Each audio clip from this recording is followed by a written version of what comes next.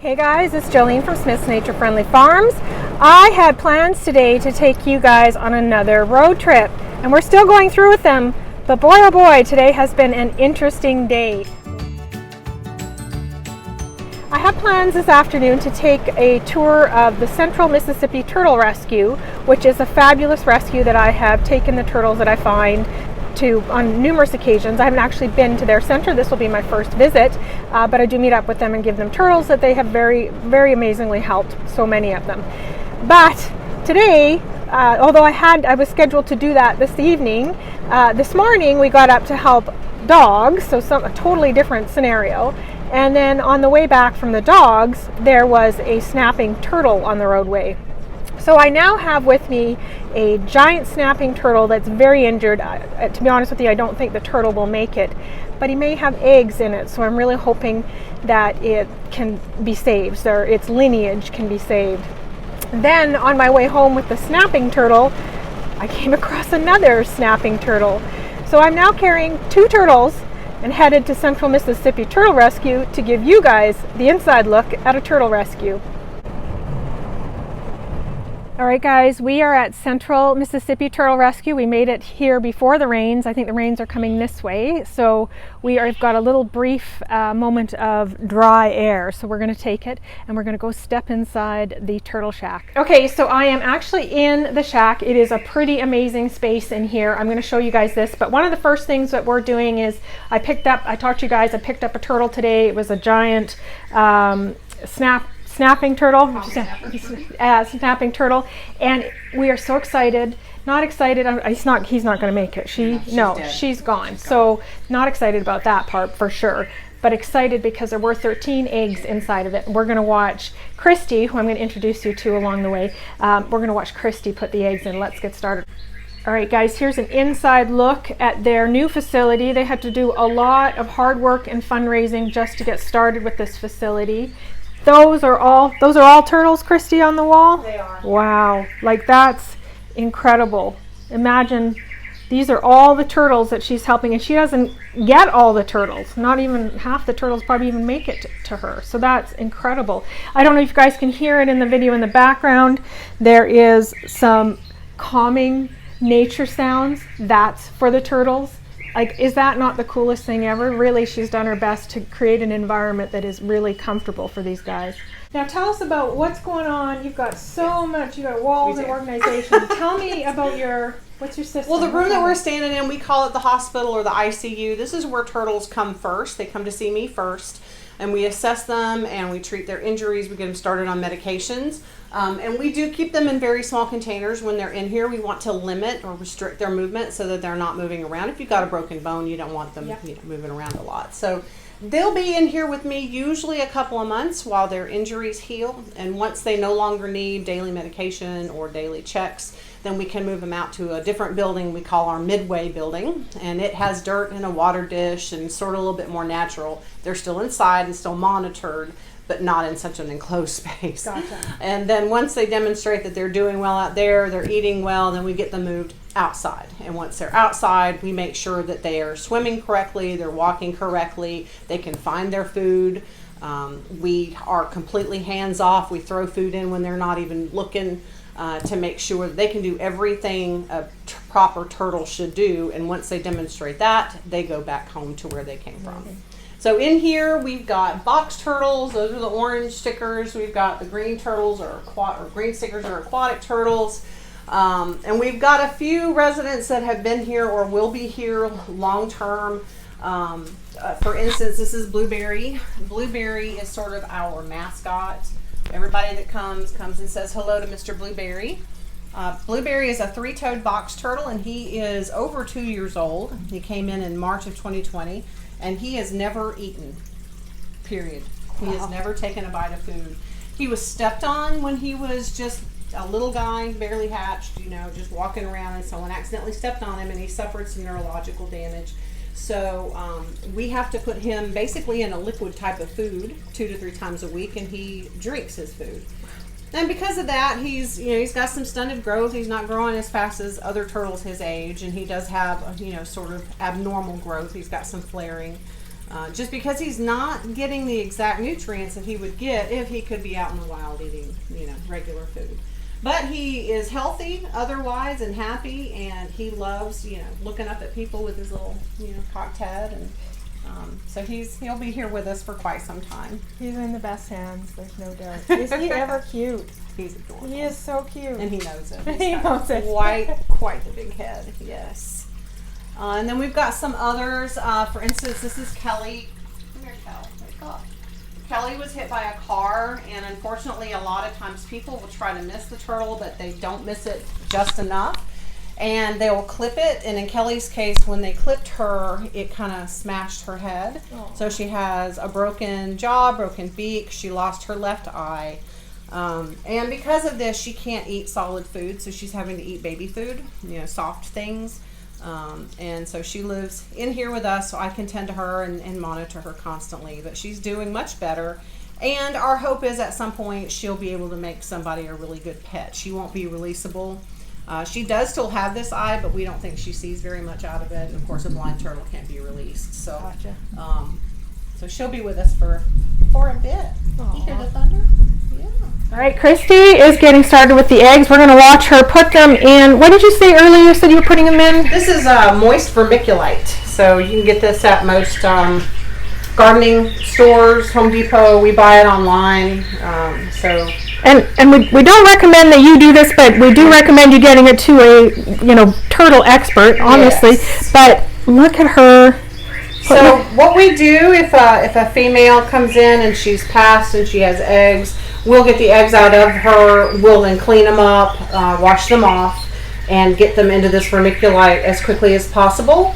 With reptile eggs, they're a little bit different from bird eggs. Bird eggs need to be rotated. Reptile eggs are actually the opposite. They do not need to be rotated at all. And in fact, rotating them after about 12 hours can kill them. Wow. The embryo attaches to the inside of the egg wall.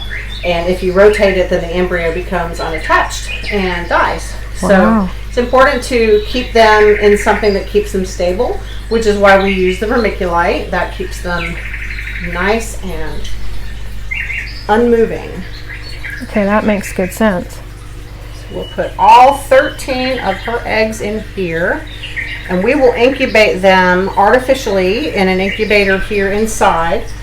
We could just bury them in the yard and mark a place that we know that where the eggs are, but we have a lot of predators around here, and to keep them from being dug up by something and made a meal, we will incubate them here inside under controlled temperatures and humidity. So we will make sure these guys stay good and humid, probably 70 to 80% humidity, and at a temperature around 82, 83 degrees. The temperature of turtle eggs determines its sex. So the warmer the temperature, the more likely you are to have girls, and the lower the temperature, the more likely you are to have boys. We hit it right in the middle so that God decides what temperature and what sex the turtles turn out to be. Wow. That's fascinating that temperature determines what sex of the turtle it will You can be. influence it just by cranking your incubator. Wow, that's incredible. Awesome. And how long did you say it takes? It takes anywhere from 60 to 90 days. We normally start noticing hatchlings of most native Mississippi turtles at about day 70 to 80.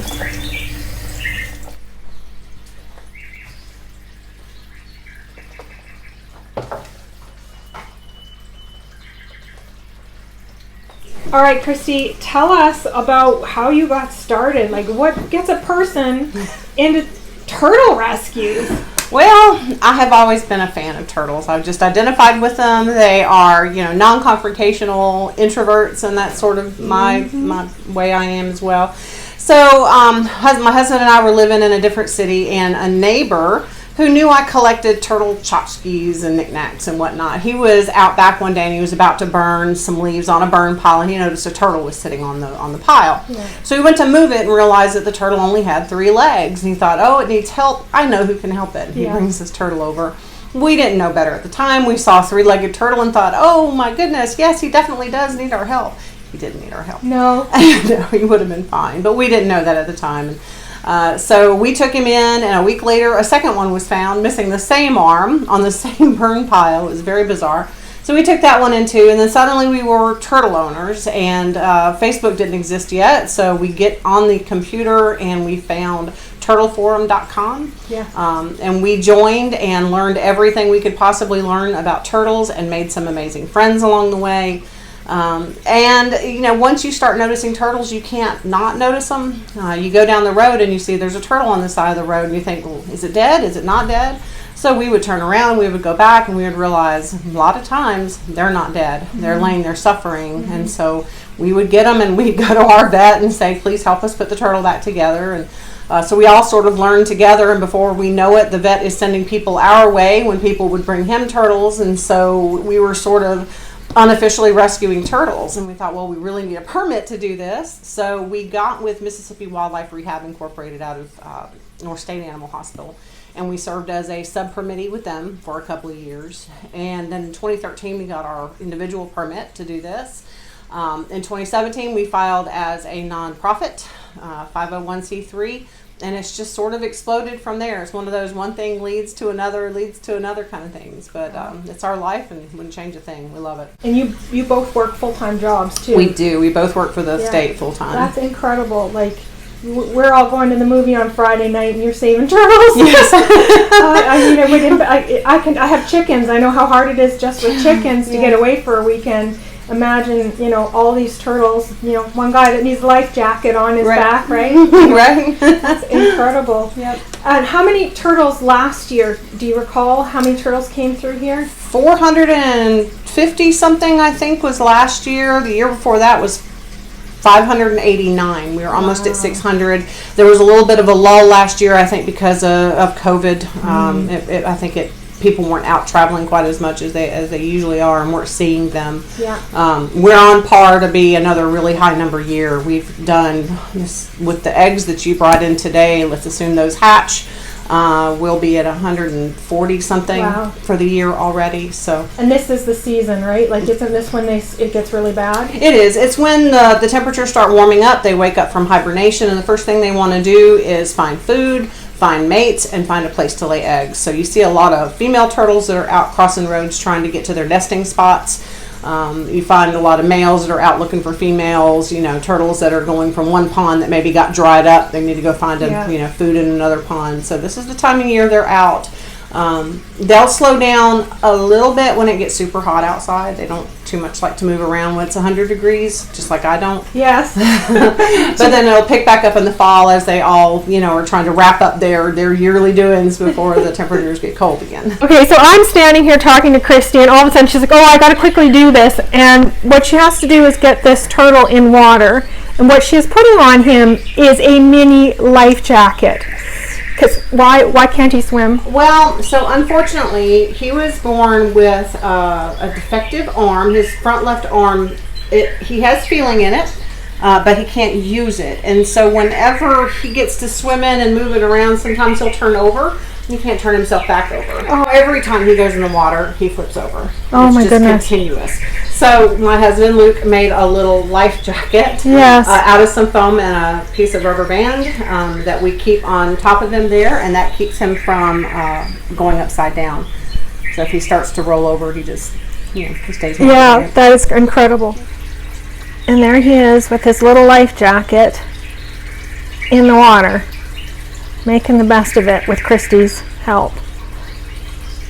So as we're standing here filming, of course, someone comes in and brings Christy 3 more turtles. So this is for Friday night.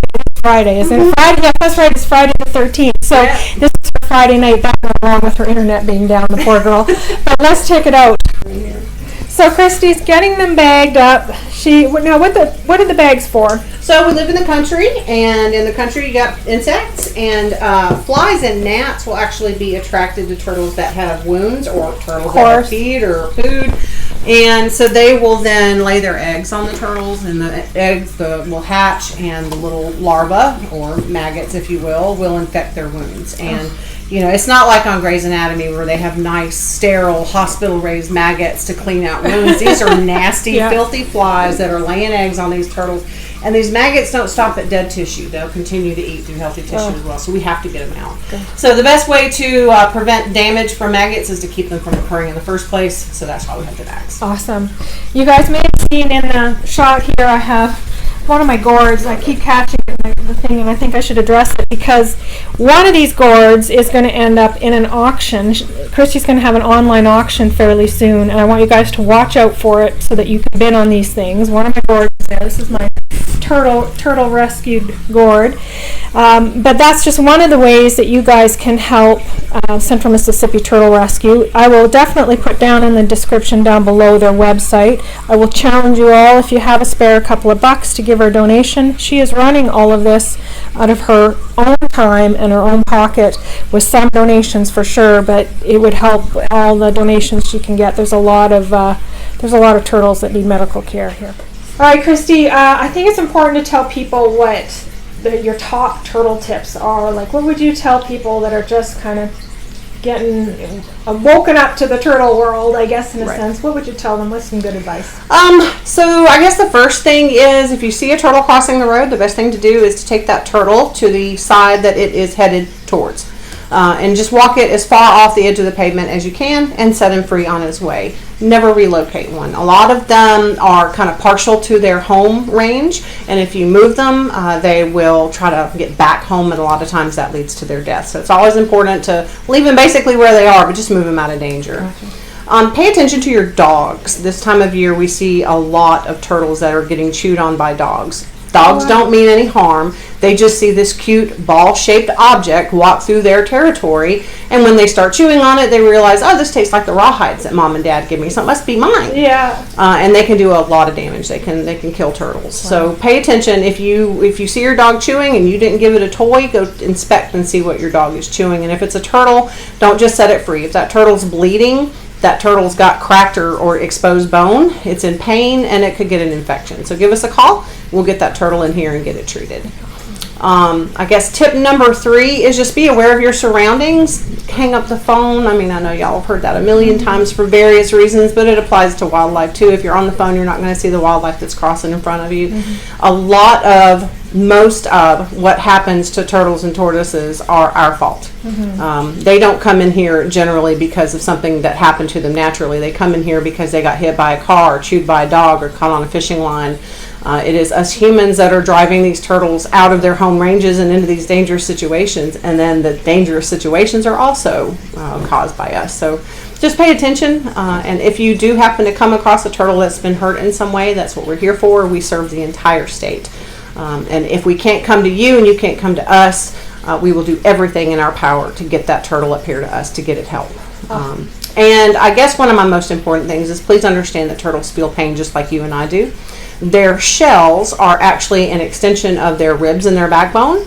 So our ribs and backbone are on the insides of our bodies. On a turtle, they go around the outside and they fuse together. And when you break a shell, you're in essence breaking their ribs or their backbone. Wow. So if you can imagine having several broken ribs and your insides exposed, that's what they're going through when you see them cracked open. So they do experience pain, and we have methods here to get their pain under control and make them more comfortable. So please don't just set them free. Give us a call. Once again, we are happy to get that turtle here and get it help. Now, Christy, if I have followers that may be in another state, yes, what would they do? What would you recommend? Yeah, unfortunately, it is illegal to transport native wildlife across state lines into or out of Mississippi, and that includes turtles. So we can't take a turtle from, say, Memphis, but we can give you resources to try to find rehabbers in your state that can help you out. Perfect. So give us a call, and we're happy to help you with that. Christy's going to tell us about Marisol here. Marisol is actually one that is available for adoption. Is that right? She will be. She's not quite yet, but she will be. Okay, so tell us about Marisol. A little bit of her story, and what would people need to know? So Marisol is an eastern river cooter. They look a lot like sliders, and people often think that they are just really large sliders, but they're a different species. They're native to fast-moving bodies of water, like their name implies, rivers, or very deep water like lakes. This one actually came out of Lake Serene down in Hattiesburg, very big lake. They're happiest in big, deep water where they can swim around a lot. She unfortunately made her way out onto Highway 98 and was struck by a car. Look at the size. She is big, and she's not the biggest one we've had here. She's 13 inches in straight carapace length, so that's the measurement from here to here in the straight line. And we have had them in here that were almost 16 inches. So she's She had to have her eyes removed, and she's still recovering. Her injury was fairly recent, so she can't see anything. So this is all a little bit odd and scary to her. But she also had a broken shell that you can see we have wired, and those wires will come out after the shell has had an opportunity to heal on the bottom. Wow. But that's just keeping it in place like you would set a bone. We've set the bone in her shell. But yeah, she's going to be blind, so obviously she won't be releasable, so she will be available for adoption. They are difficult to place because they are very large, so obviously they need a very large tank to live in. Also, because she's blind, that makes things even more difficult because she'll have to have an enclosure that is always kept the same so that she can get used to where things are. She'll be a challenge for us to get her eating initially because she can't see her food, so we're going to have to rely on her other senses, hearing and smell, always putting her food in the same place at the same time, the same kind of food, so that she gets used to eating. But after she has healed and she is eating well, she will be available for adoption. My favorite species of all the turtle is the Eastern River Cooter. I call them the gentle giants. They are just very mellow. Unlike sliders, they don't usually try to bite very much. They're very calm, and just sort of a good-natured turtle to have around. But yeah, so that's Marisol. Awesome. So if you guys, you have interest, and you're willing to put in, like, I never suggest adopting anything unless you're willing to put in the commitment. The commitment. That means the lifetime commitment. That means the money, the care. This isn't just throw it on your back porch and show all your friends and then get bored of it. Right. This is a serious thing. But if you are one of those people that might have a love for turtles and want to put that into your your world and care, look up Christy, Mississippi Turtle. It's Central CentralMSTurtleRescue.com, and we also have a pet finder. We have roughly 40 or so turtles out on our pet finder right now that are available for adoption. Turtles from her size all the way down to the small size, box turtles, aquatic turtles. So if you've ever thought about taking a turtle into your home, check that out. Give us a call. We would love to hook you up with a turtle that cannot be released. And I should mention, these are only turtles that cannot be released for some reason. We always try to get them back out where they belong, and we only send them off to private individuals when we have no other choice. All right, guys, that's it. That was my tour and my introduction to Christy at Central Mississippi Turtle Rescue. You didn't get to meet her husband, Luke. He's also just as lovely, but Luke was working, so you didn't get to see him. I'm sorry about that. But both of them are amazing. If you have the opportunity to donate to them, I really, really encourage it. They are working so hard for all those little turtles. I now leave thinking, I feel like I might want to adopt or foster a turtle. So I'm going home to think it through. Never do it, without thinking it through 100%. But if you want to consider that, by all means, check them out online. All the information will be down below. So that's it, you guys. As usual, be friendly, be kind.